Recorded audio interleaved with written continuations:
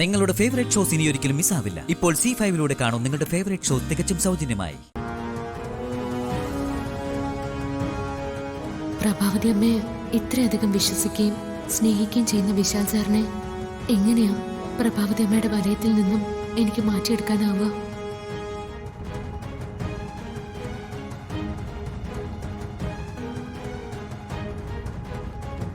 എത്ര പെട്ടെന്നാ പാർവതി പ്രതാപനെയും ജാസ്മിനെയും പുറത്താക്കിയത്. എത്ര ബുദ്ധിപരമായിരുന്നു അവളുടെ നീക്കങ്ങൾ. അവളെ സൂക്ഷിക്കണം. പ്രതാപനെയും ജാസ്മിനെയും പുറത്താക്കിയ പാർവതി ഇനി എന്നെ പുറത്താക്കാനും അധികം വൈകില്ല. ഇതിൽ നിന്നും എനിക്ക് രക്ഷപ്പെടണമെങ്കിൽ ഒരു വലിയ ബ്രഹ്മാസ്ത്രം തന്നെ പ്രയോഗിക്കേണ്ടി വരും.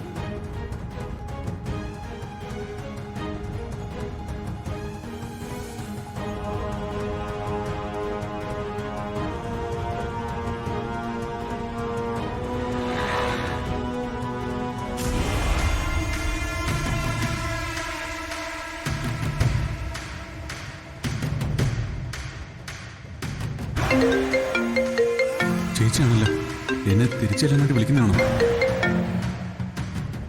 ഹലോ ഹലോ ചേച്ചി, എന്തായി? ഞാൻ അങ്ങോട്ട് വരട്ടെ? എടാ പ്രതാപ, ഇവിടെ നിന്ന് എനിക്ക് എപ്പോഴാ ഇറങ്ങേണ്ടി വരുമെന്നേ അറിയില്ല.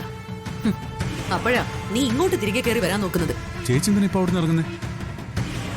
അവിടുന്ന് ചേച്ചിയെ പുറത്താക്കാൻ വേണ്ടി പാർവതി എന്തെങ്കിലും പ്ലാൻ ഒരുക്കുന്നുണ്ടോ? എടാ, അവൾക്ക് നമ്മൾ ചെയ്ത എല്ലാ പ്രവൃത്തികളും മനസ്സിലായിട്ടുണ്ട്. ആ സ്ഥിതിക്ക് അവള് മിണ്ടാതിരിക്കുമെന്ന് നിനക്ക് തോന്നുന്നുണ്ടോ? 3 ദിവസം, 3 ദിവസമാ അവൾ എനിക്ക് തന്നിരിക്കുന്നത്.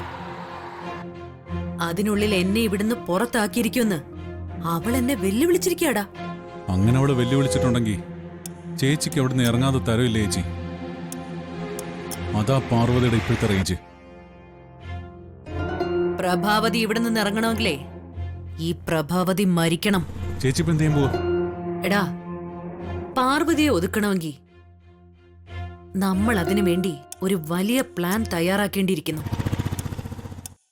അതിലൂടെ അവളെ തകർക്കുകയും വേണം, നിന്നെ തിരികെ ഇവിടെ എത്തിക്കുകയും വേണം. അങ്ങനെ എന്തെങ്കിലും പദ്ധതി ചേച്ചിയുടെ മനസ്സിലുണ്ടോ? ഉണ്ട്, ഒരു പ്ലാൻ ഉണ്ട്. ദേ, നീ അത് ഞാൻ പറയുന്നത് പോലെ ചെയ്യണം.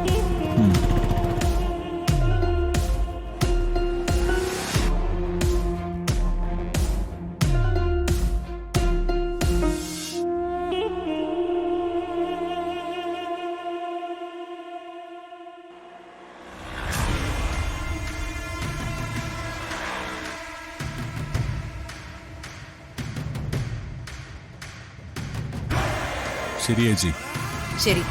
ചേച്ചി പറഞ്ഞതുപോലെ ഞാൻ കാര്യങ്ങൾ ചെയ്തോളാം.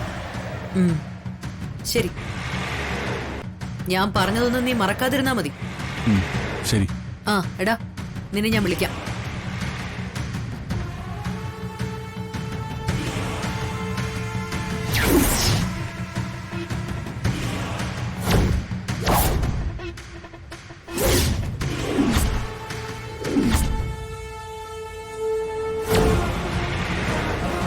ഡൗൺലോഡ് ചെയ്യൂ C5 ആപ്പ്. കാണൂ എല്ലാ എപ്പിസോഡുകളും സൗജന്യമായി.